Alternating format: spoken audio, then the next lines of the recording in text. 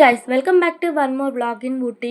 ఊటీలో మేమైతే second place వచ్చేసి పైన్ ఫారెస్ట్కి అయితే వచ్చేసామండి. ఫస్ట్ బొటానికల్ గార్డెన్, దాని తర్వాత పైన్ ఫారెస్ట్కి అయితే వచ్చేసామన్నమాట.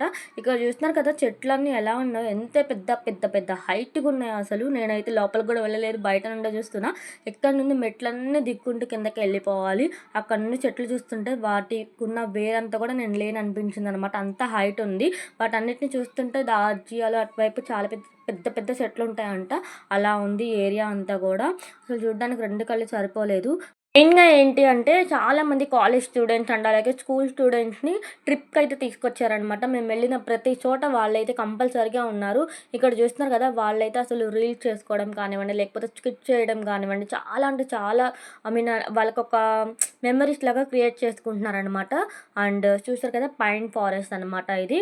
చాలా అంటే చాలా బాగుంది. షూటింగ్ కూడా చాలా బాగుంటుంది ఇది. మేము చాలా ఐ మీన్ షూటింగ్ సీరియల్స్లో కానివ్వండి అలా చూస్తూ ఉంటాం కదా, ఆ ఏరియా అనేది గుర్తొచ్చిందనమాట. ఇక్కడ చాలామంది వస్తారంట ఇలా షూటింగ్ చేసుకోవడానికి. అండ్ పక్కన వాటర్ కూడా ఉన్నాయి కదండి, అది అంతా కూడా ఒక వాటర్ ఫాల్ అనమాట. ఎక్కడి నుండో వస్తుంది అది. నేనైతే దగ్గరికి వెళ్ళలేదు. నేను అక్కడ నుండి ఇక్కడ వరకు ఎంతైతే దూరం వచ్చానో, ఇక్కడ నుంచి మళ్ళీ అక్కడికి అంత దూరం వెళ్ళాలన్నమాట.